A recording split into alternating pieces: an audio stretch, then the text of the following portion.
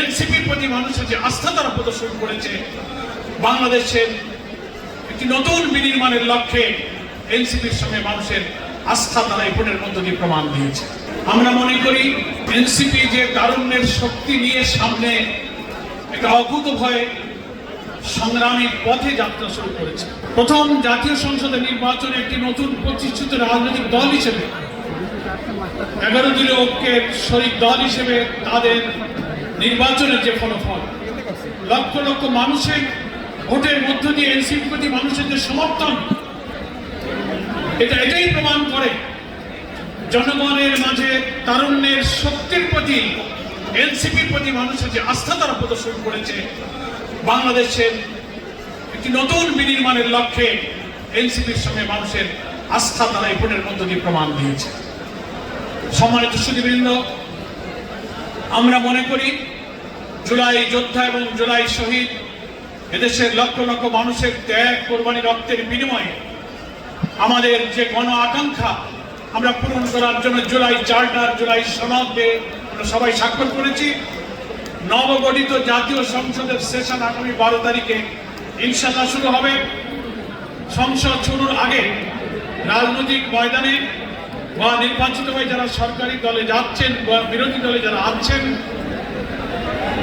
জুলাই সনদের ঐক্যবদ্ধ হওয়া প্রত্যেকটি বিষয়ে বাস্তবায়ন নিয়ে কিছুটা সংশয় এবং বিতর্কের যে সূচনা হয়েছে রাজনীতিতে, আমরা মনে করি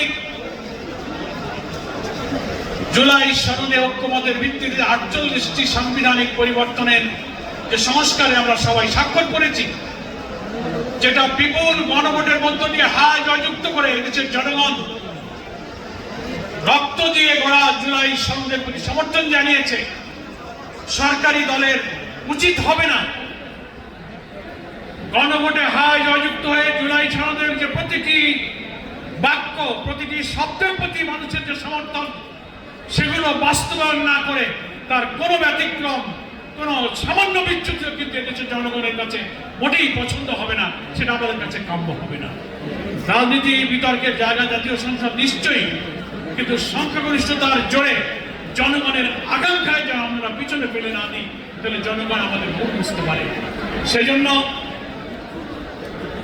জুলাই সনদের ঐক্যমত্য প্রতিষ্ঠিত হওয়া সংস্কারের প্রত্যেকটি বিষয়ে জাতীয় সংসদে যা গণভোটে গিয়েছে, আজ জয়যুক্ত হয়ে যা গণভোটে রেকর্ড হয়ে আছে, সেটাই যেন আইন আকারে সংবিধানের অংশ হিসেবে সংবিধানে পাস হতে পারে, অনুমোদিত হতে পারে, এটাই এখন জাতীয় সংসদের পবিত্র দায়িত্ব। আজকের ইফতার অনুষ্ঠানে আসতে পেরে বাংলাদেশ জামাত ইসলামের পক্ষ থেকে আমি আবার এখানে উপস্থিত সুধীবৃন্দ এবং এনসিপির বিপ্লবী কর্মীদেরকে শুভেচ্ছা জানাচ্ছি। আমরা সবাই জানি youth is the best time of life. যৌবনই হচ্ছে মানুষের জীবনের সবচেয়ে শ্রেষ্ঠ সময়।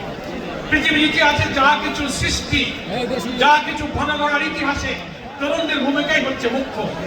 বাংলাদেশের কোটি কোটি মানুষের দীর্ঘ 17-18 বছরের যে ত্যাগ, যে লড়াই, যে সংগ্রামের মধ্য দিয়ে নতুন বাংলাদেশ বিনির্মাণে এই তারুণ্যের শক্তি একটি অজেয় শক্তি হিসেবে লড়াইয়ের সংগ্রামে একদিকে জাতীয় সংসদে, অপরদিকে রাজপথে সেই সংগ্রামেই তারা সামিল থাকবে।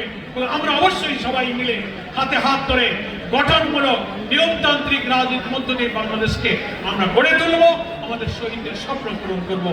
আজকের